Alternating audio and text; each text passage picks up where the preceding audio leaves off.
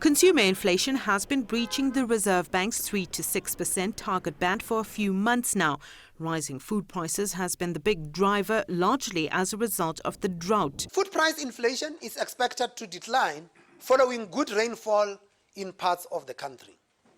Spot prices for maize and wheat have declined significantly, and a marked higher maize crop is expected this year. With the worst of the drought over, there is some relief in store for consumers, especially when it comes down to food inflation.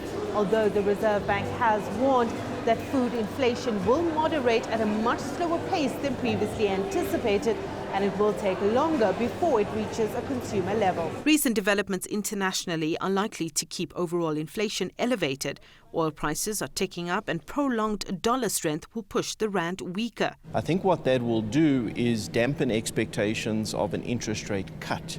I think if you go back even 2 or 3 months, the market was starting to expect that the Reserve Bank could cut interest rates during the course of this year on the basis that inflation would move sharply lower.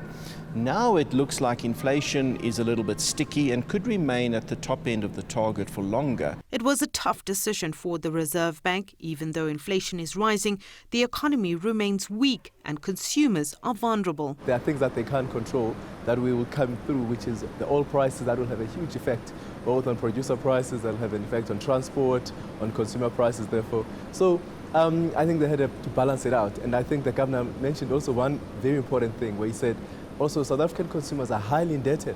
So to actually keep increasing interest rates will choke them, given also that their incomes are not rising.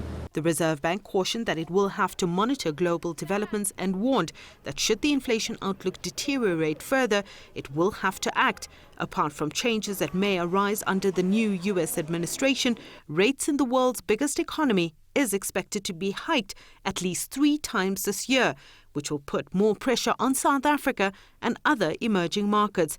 The expectation for rate cuts this year has now dissipated. Instead, the risk of a rate hike has been raised. Sumitra Nydoo, CGTN, Johannesburg.